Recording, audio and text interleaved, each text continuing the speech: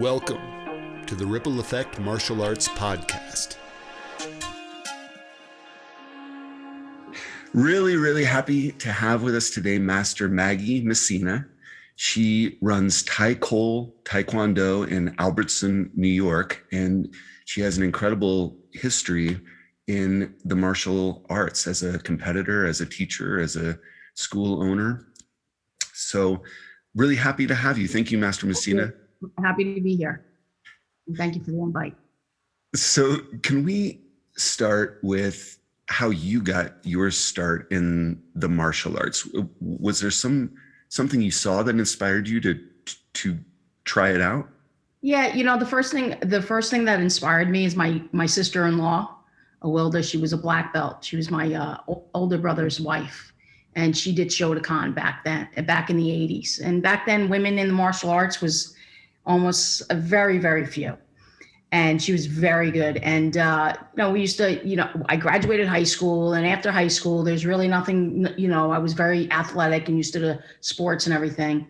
And being near the city, it was hard to, find those teams. So I admired what she was doing. And she said, you're really good.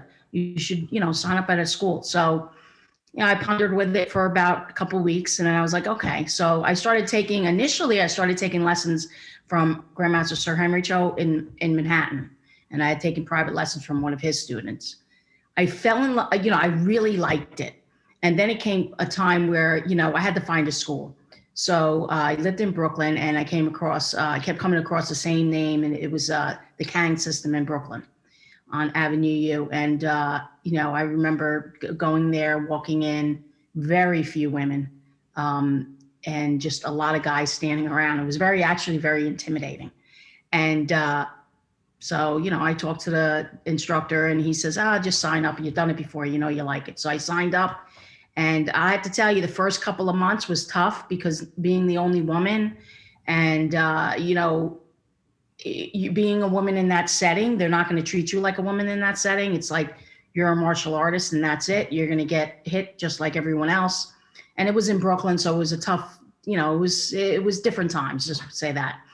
I remember having my brown belt and standing in the middle of the training area and saying to myself, if this could be my life, I would be so happy. I was just so in love with the lifestyle.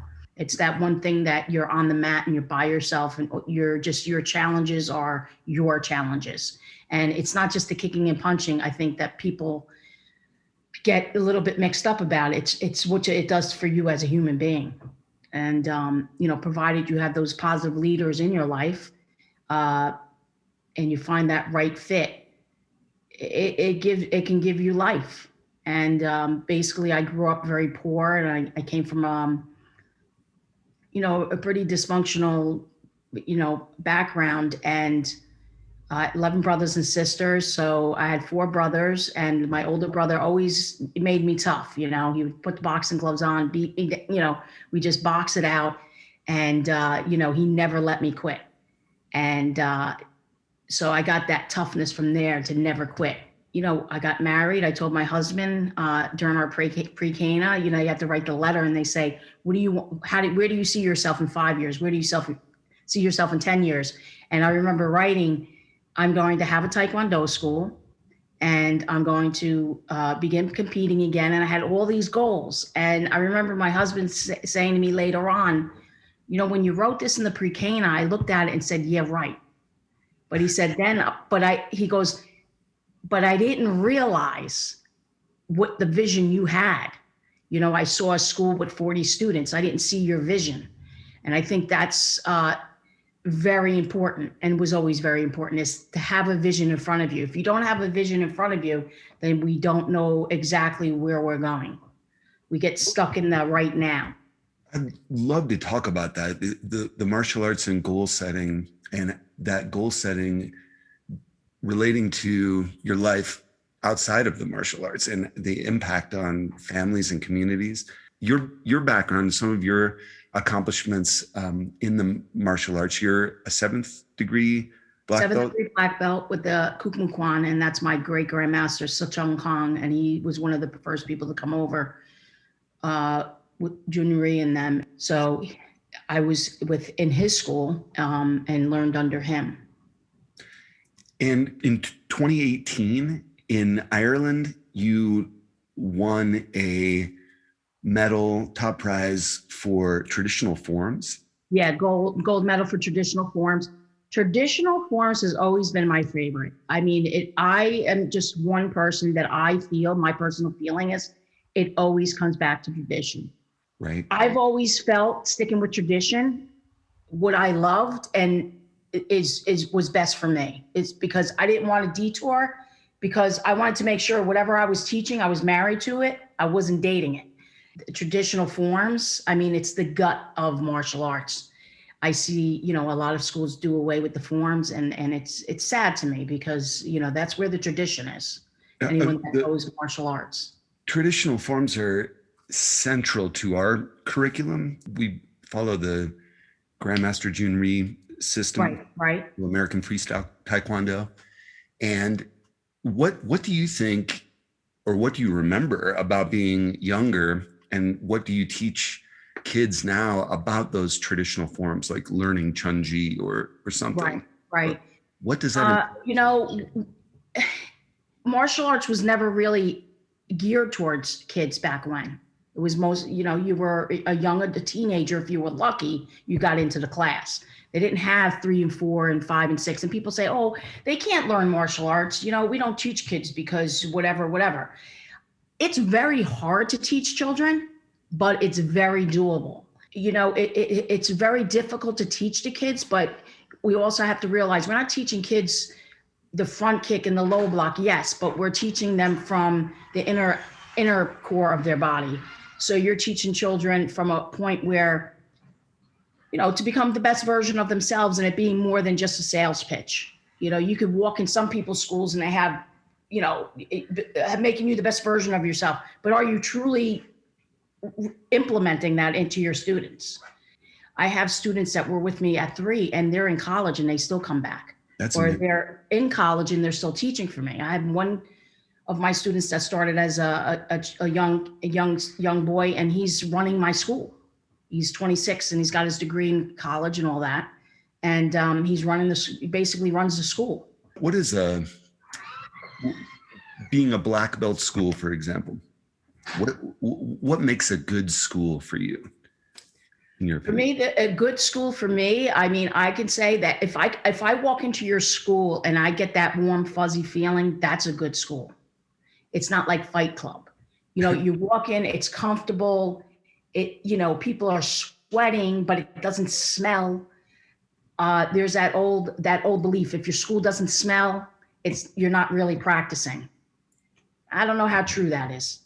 You just have to, clean your mats every night. And especially now, we've all learned how important that is. Right. So, walking into a school, it's warm and fuzzy, but yet, you can see that the students are sharp. They know where their centers are when they're doing their techniques and forms. And the instructor is not overly with the ego. And when you when you have people signing up at the age of 15, 16, even in their early 20s, they're looking for somewhere to belong. And we know that when I had joined my school at that age, because you're at an age where you're trying to fit somewhere. And if you have the wrong, message being played to you, it could be very dangerous, which, I've fallen upon that as well.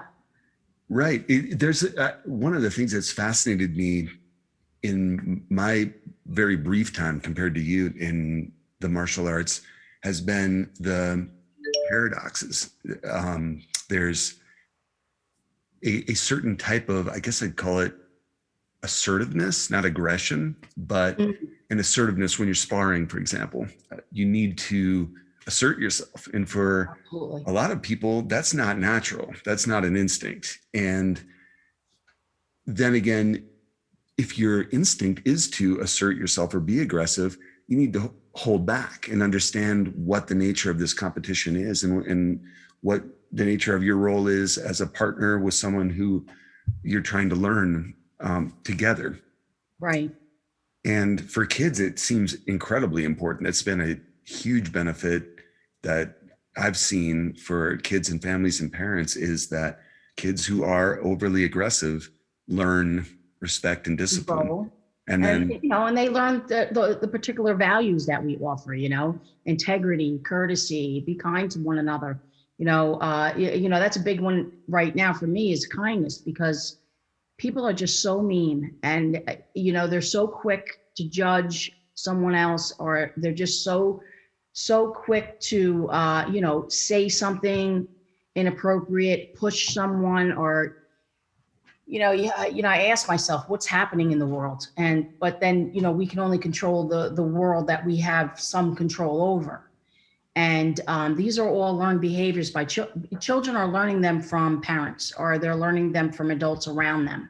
And everything we say and do, they're taking in. And if we're good, positive people with manners and, practice what we actually preach, the kids will learn from that. And I think when you meet an instructor, all you have to do is look at their 5 top ranked people in the school. And that will tell you a lot about that person. The way they carry themselves, the way they speak, even their level of education, because we instill those values in our students. It's important, like you said earlier, not what is it that makes up a good school when you walk in there. It's it's the way you're accepted. Also, I always say this: check the bathroom first. Because if I walk into a school and that bathroom is disgustingly, there are some bathrooms I won't even open the door. There is no reason for it.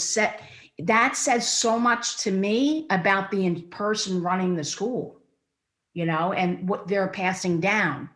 it's interesting that you say that, because we keep our bathrooms very clean for all kinds of reasons. But one of the interesting things, when I was first becoming a student, I noticed there are a troop of these students that are all wearing brown belts, high brown belts. And I knew enough to go, they are high level students.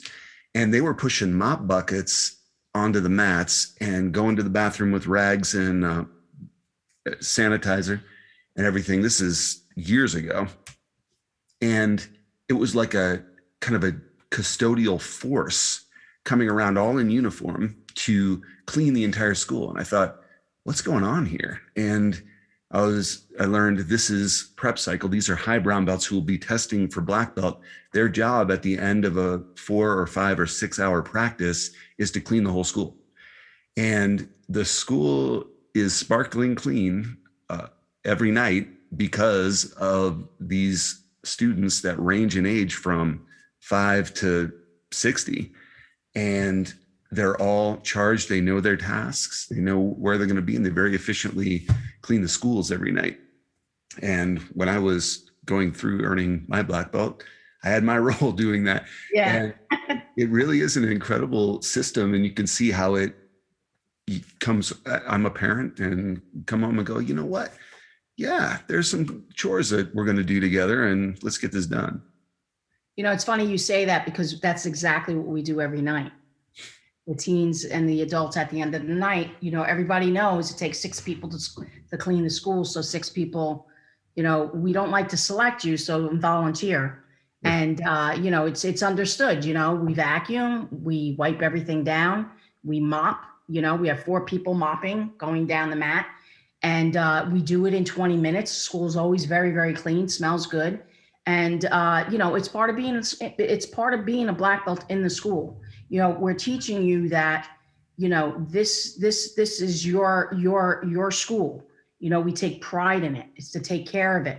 I can't tell you how many parents come in too saying, I asked my son to vacuum the other day for the first time. And he says, oh, okay, I can do that.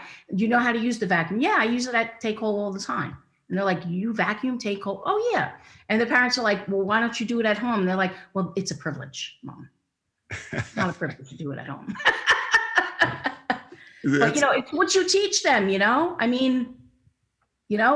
we're in this together. We're a family. We teach, we're a family. We protect each other in school. You see one of your fellow students being picked on or any bullying, it's your job to be an upstander.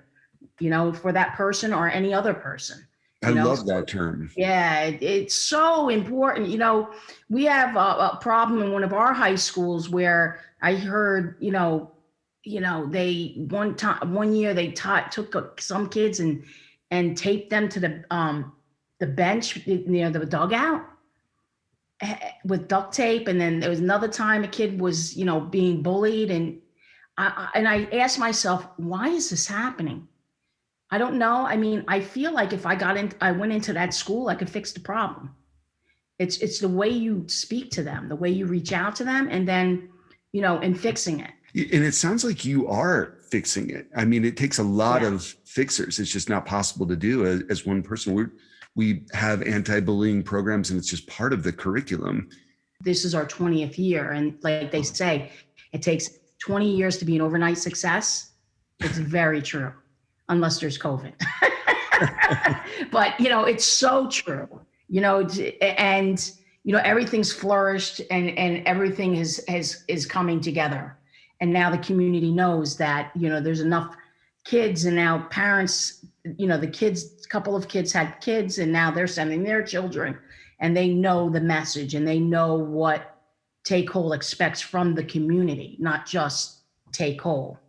That expectations, that's kind of hard to define, but I know what you mean. And we have that expectation too. Part of it, they're very defined projects. For example, a leadership project that has something benefit to the local community, that anyone earning their black belt, no matter what age you are, there's an expectation that you'll raise money or provide charitable help, take on your own project. And it's incredible what kind of impact that has, whether it's raising money for hurricane relief or helping out packing lunches. Absolutely. It really helps build that person from the inside out. And I had one student, and he had an older brother that was, not doing the right thing. And they had to take some really hard stands with him, which was very difficult, but necessary. And his younger brother watched this, and, his mom brought him to us and said, listen, I don't want this for him. They learn from their mistakes, and they wanted him to be underneath someone where he can just get really good values. And he winded up graduating from Harvard, and now changed his whole life. He came in one day and said, thank you, because of you, my journey is to be, is to save the world. And I got that from TaeCole for the one better. of the things that our master instructor, Greg Macy, said to all the staff, the reason that I started this school and the reason that I want to teach martial arts is to enable you to do anything you want to do. Absolutely. It's incredible. It's another one of those paradoxes, because you're so focused on learning, you're so focused physically and so focused mentally on knowing all of your forms and curriculum and studying, but that focus broadens and allows you to accomplish so much more. It really does. I'm such living proof. When I graduated high school, I was the least likely to succeed. And it's sad that people put that label on others, because it really can destroy a person. It very rarely makes someone, give them juice to fuel themselves. And I remember getting that message, and it was strictly because, I was from a poor family, a very large family. And, with poverty comes other things. When you grow up in poverty, there's a lot of dysfunction that comes with that. It's sad, but society puts a tag on the children from that walk of life. Luckily, I had a fire in me, which I say in the article and on the video I just released, that made me want to succeed even more, because I had to show everyone, this is not true. This is not true. You can't put me in a box and state that's all, where the only place I'm going is within that four four walls of that box. And I've broken barriers and I've done things that, people said that I would never do, especially a woman owning a martial arts school. I was told women don't own martial arts schools. We only work in the back, clean the school, and sign up students. I mean, I actually was told that. And I remember hearing that and saying to myself, you know what? I'm going to learn this business and I'm going to take out the negative and make it my own. And I did that. And there's so many other challenges in the world, which is where the female fighters matter too movement came in. When you get a call from a young girl or from a young girl's parent or even a college student that says, Maggie, this is a problem and we know you can help us. I don't know how you don't help. You know what I mean? That people will look up to you to be that leader. That to me, that's a privilege. So speaking about women in the martial arts and young women and young girls in the martial arts, have the times changed a lot? I will say yes, they have. There are girls today and college girls that call me, and I'm like, and I sit and I say to myself, they would have never survived the 80s. Never. I mean, the 80s with tournaments, the women, we were non-existent, even though we were existing. Mm-hmm. And, as far as our rings, put on last, oh yeah, that's right. We have to make sure that we do the women. And early on, there weren't even women divisions. It was the girls. If there was one or two, you just get shoved in with the guys. Or, as far as our rings, they were the smallest. They were always like back by the bathroom or the concession stand. Definitely no thought put into it.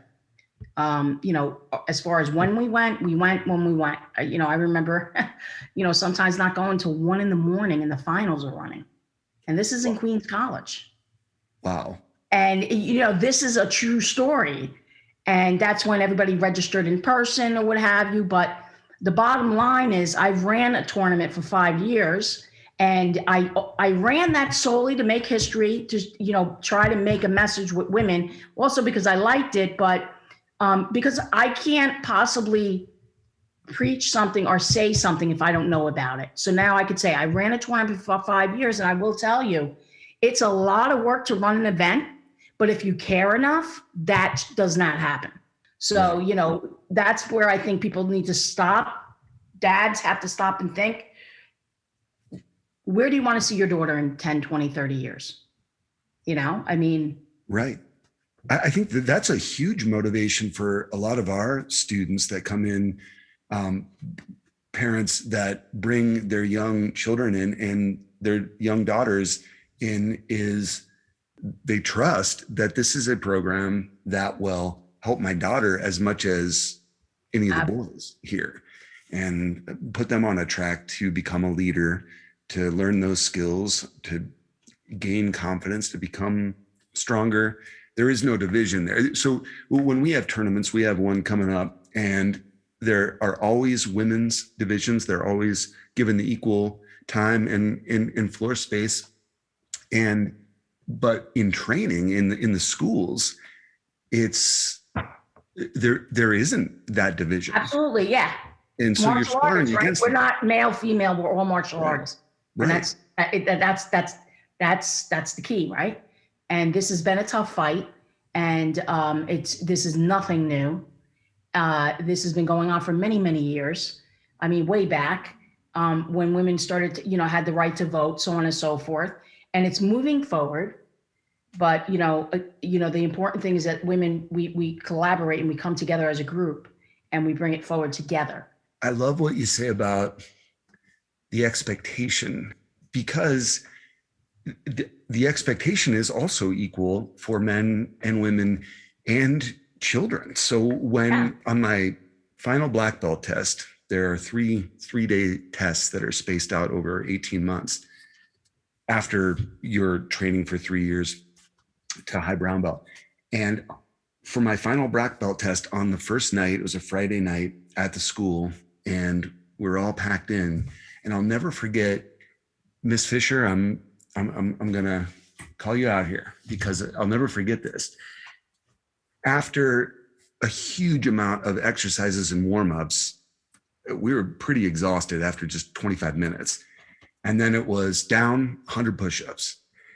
And, that's one push-up is harder for some people than it is for other people. Right. But we're working through these push-ups and really struggling, pushing. And I'll never forget, the school got really quieter as different people, the grunting kind of stopped as people were finishing this. You're still holding the position, right? Like a plank. Yeah. And I'm looking over and I'm hearing these grunts, and it's Miss Fisher in the middle of the floor, head forward, hair down, sweating, working out 90, 91, 90, 100. And it almost chokes me up to think about it just now. But, it's like, yes, you're part That's of a woman after my own heart. Yeah. It's incredible. One thing that I love about what our Master Macy says about black belt is black belt isn't Bruce Lee for everyone. There are different levels. It's about the improvement. I think Bruce Lee would agree with that. How are you improving yourself? And how much improvement are you making? How hard are you working to do that? And that's what's so impressive about people who go through this program. They say that, our minds are so untapped. It's so unused, our brains. And, I think that people don't realize that what we tell ourselves becomes our reality, can and will become our reality very quickly. I can't do 100 because I'm a girl and I'm weaker. Yeah, well, if you keep playing that message, that's exactly where you're going to be at. Opposed to, I'm going to just build up the muscle, build it up, and I'm going to do it. The underdog has to work 10 times, 15 times harder. Those underdog stories are always the most interesting because there are so many ideas that I think people can have. Like, I'm not going to do martial arts because I'm so slow, or I'm so short, or I'm not flexible, or different reasons. Or I have to get in shape before I start my martial arts training. Oh yeah, that's a big one for people. Oh, I'm gonna, one of my coaches, Johnny Tension, says, he always says, I have students that say I'm going to lose 20, 30 pounds and then I'm going to come to class. What do you mean you're going to lose weight to come to class? You're going to get in shape to come to class to get in shape for class? No, you're going to come to class. You're going to work it up little by little, and you're going to get there. That's what we're here for. You go with your own progress, right? I mean, that's what's so great about martial arts. Right. Because that's what makes martial arts so great. As a competitor, and for everybody listening, Master Messina has competed professionally in tournaments around the world. And what kind of mindset, or what's something that you could tell somebody who's going, I'm going to compete in my first tournament, I'm not sure how to deal with the idea of competition? Okay, so competition, when people are like, well, I'm too nervous. I get really nervous, and for everyone gets nervous. That's just because you care. So when you walk into that ring and get nervous, there's no reason to walk away and not do it. I know athletes that are some of the greatest athletes, especially in martial arts, and they throw up before they get on stage. So you don't see that, but yes, it happens. So that's part of it. That's because you care. Going to a competition, we all have to start somewhere. So let that be your first. Never look at the fight like it's the fight in the end that I won. I had a coach that gave me this advice: earn 1 point at a time. Just knock it out 1 point at a time. Don't look at it as the end of 2 minutes, because if you fight a fight like 2 minutes is with you, then it's just going to be a tougher fight and a less chance to win. You have to go in there just one at a time. Keep your eyes open. Remember, your coach taught you everything, or your instructor taught you everything you need to know. And I always say, I only learn when I lose. I don't learn when I win. I learn when I lose. And that is a very hard thing to digest and own as a competitor, none of us like to lose. But once you develop that and you're able to do that, you will start winning a lot more. It's the hardest thing we do, but once we get there and we accept our losses as lessons, then things get better. Now, I will say this for forms, for me, for forms, hyungs, katas, they're called different things in different languages. I take all of my childhood trauma and anything that's going on in my life negatively. And when I do kata, those are the barriers I'm breaking down. If you want to be a champion and you want to be good, that has to be your mindset. You can't go in there like you're thinking, I'm going on vacation to whatever tomorrow. I can't wait to pick up my bags. You're not going to win in kata with that in your mind. You have to find what fuels you. And that's what's so great about martial arts too. And you'll see a lot of people who get into martial arts come from some dark places. We're brought up in some rough areas, and they have the ability to take that and use that as fuel. That's another paradox, right? So anybody listening might be going, well, wait, isn't it about self-defense? And our first student creed is, I will only fight to protect my life or the lives of others. I will only fight to protect my life or the lives of others. And that's something students say every single time they're in class. And you say it thousands of times by the time you're in your black belt. The other side of that coin is, if I do need to fight, I will make sure that I have the power to protect myself. Absolutely. And the lives of others. Absolutely. And, there we go back with forms and kata and hyung. Why are people not teaching it? It's the guts of the martial art. Wing Chun, all these styles, they have kata form. It's a series of movements, fighting off multiple opponents and are building up our reaction force. If we do not have that reaction built in as second nature without thinking, then how are we really truly going to protect ourselves? Because we all know as instructors that the moment I have to sit and think about, okay, this guy's coming after me. Okay, I better, do chamber my punch and throw a punch or whatever it is. Right. The moment you're thinking about that, you're going to get knocked out, and that's the truth of it. Concept of bunkai with the forms, which is something that we get into really later in the curriculum, but there were all kinds of questions I had as I was learning Wanyo or just about every form. What is this move all about? And at first means for years, you're learning these moves. You're learning to do them with intensity correctly, the right form. But it isn't until later where you start to conceive of, this could be used in so many applications, and understanding the practical importance of each of the moves and how they're sequenced. And it's incredible. And I'll tell you, it's something to watch. You watch some of these, I know they're going to have the Olympics in Japan, and I know a couple of the competitors and on the US team. And I'll tell you, this one Ariel Torres, I've watched him from just a kid now, and he's become a beast. It's, and his specialty is kata. And I'll tell you, there's no not convincing me that he can really hurt somebody.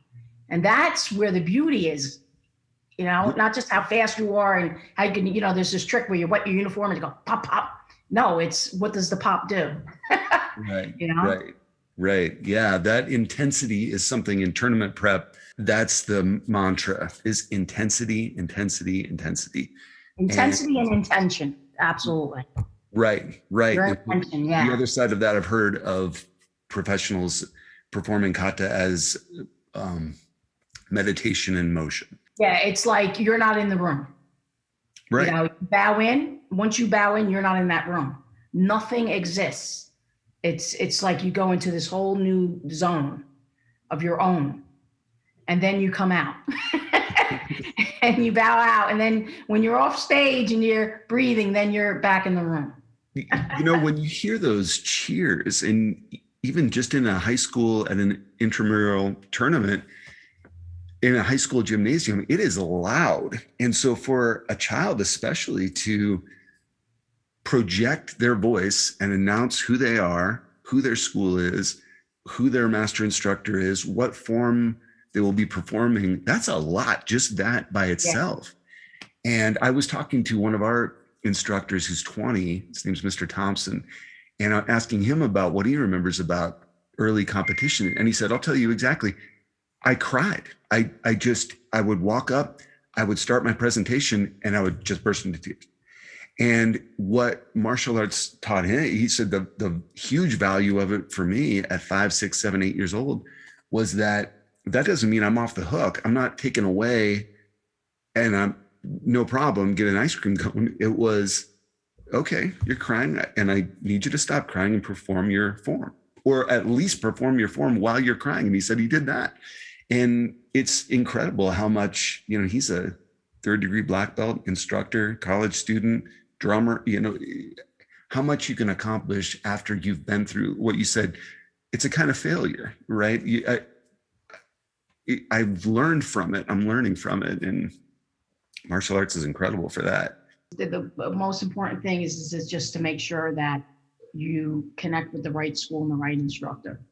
It's a huge responsibility. And I want to thank you so much for sharing some stories from your past and your thoughts on the martial arts and instruction and what it can do and the huge responsibility that instructors have.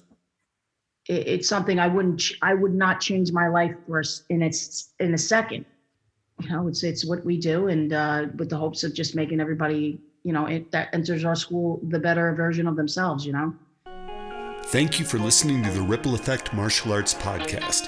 Find episodes and more at rippleeffectmartialarts.com.